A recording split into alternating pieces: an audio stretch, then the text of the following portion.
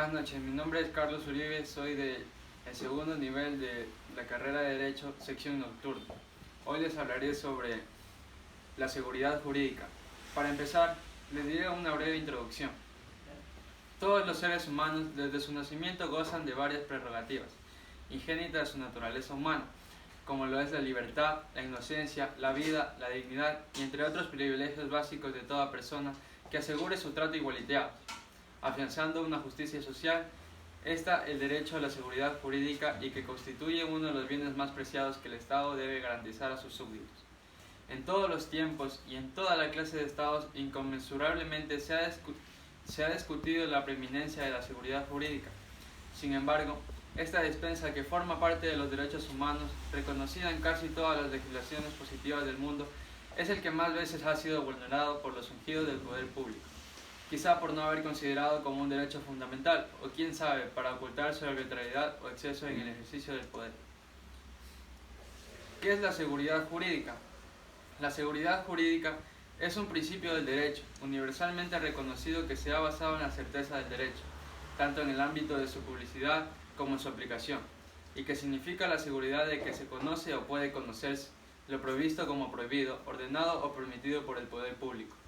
La palabra seguridad proviene de la palabra latina, la cual deriva del adjetivo de secura, que significa estar seguros de algo o libres de cuidado.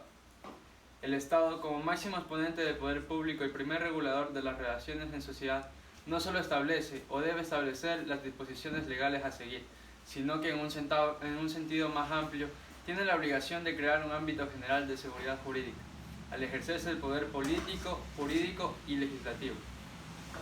La seguridad jurídica es en el fondo la garantía dada al individuo por el Estado de que su persona, sus bienes y sus derechos no sean violentados, o que si esto último llegara a producirse, le serán asegurados por la sociedad la protección y reparación de aquellos. En resumen, la seguridad jurídica es la certeza del derecho que tiene el individuo, de modo que su situación jurídica no será modificada más por procedimientos regulares y conductos legales establecidos previamente y debidamente publicados. La seguridad jurídica en la Constitución. La Constitución de la República del 2008, en el artículo 82, proclama el derecho de la seguridad jurídica y expresa que su fundamento en el respeto a la Constitución y en la existencia de normas jurídicas previas aplicadas por los jueces competentes, vale decir, es la vigencia auténtica de la ley. El artículo 25 del Código Orgánico de la Función Judicial dice: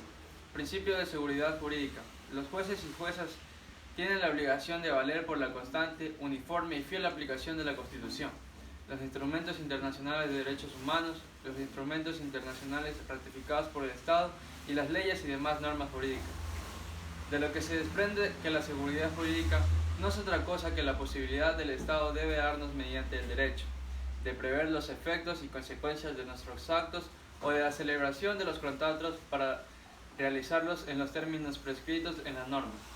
para que ellos surtan los efectos que deseamos o para tomar las medidas actualizadas. Se debe evitar los efectos y que no deseamos y podrán producirse según la ley.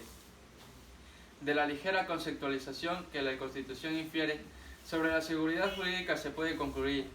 que esta es la tutela y confianza de que el Estado respetará todos los derechos de sus administrados: el derecho a la libertad, a la propiedad privada, a la libertad de expresión, al debido proceso, entre otros, precisamente por la existencia de una norma pública previa que impone, permite o prohíbe, a la cual no únicamente debe adecuar su acción el poder público, sino que además debe exonerablemente aplicarla. Para seguir unos ejemplos acerca de la materia. Como lo señala la doctrina,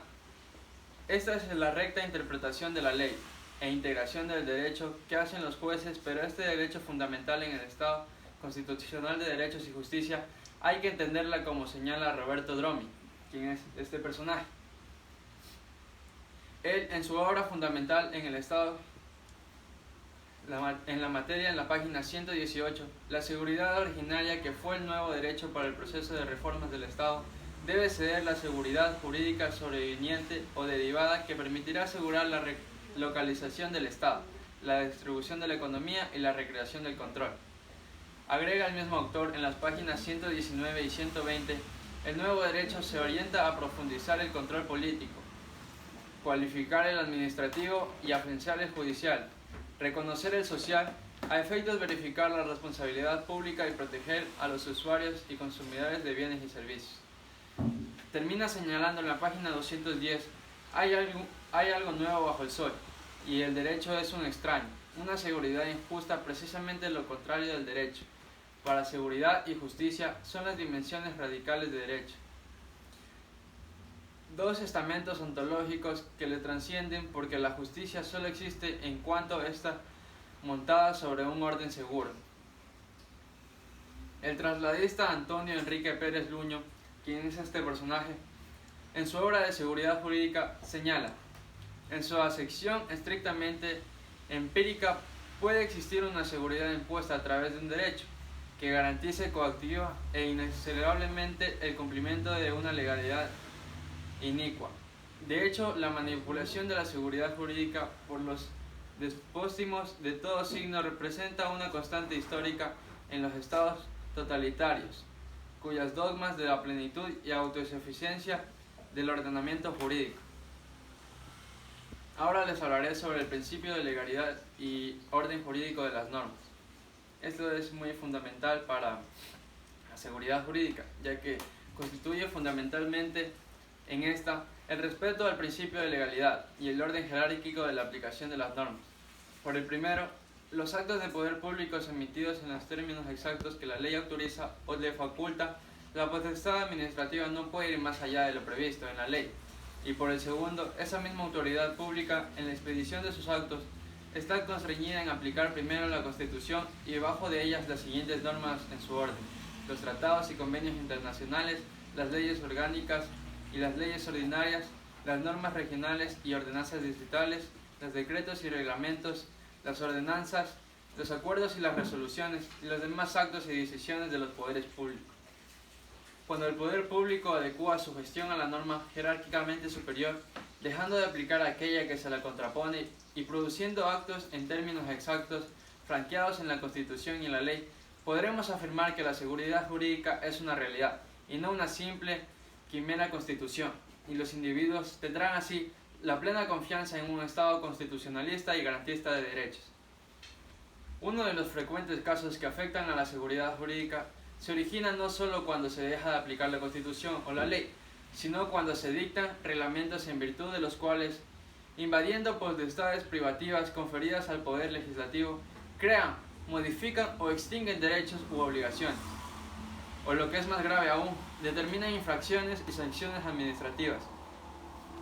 contrariando de esta forma el orden jerárquico de la aplicación de las normas y el principio de legalidad, contemplando la numeral 3 del artículo 76 de la Constitución de la República del Ecuador, que por su importancia se lo cita: nadie podrá ser juzgado ni sancionado por un acto u omisión que al momento de cometerse no esté tipificado en la ley como infracción penal, administrativa o de otra naturaleza. Se lo aplicará una sanción no prevista por la Constitución de la ley. De lo expresado, solo mediante actos legislativos se pueden expedir las leyes que contengan infracciones penales, administrativas o de cualquier otra naturaleza.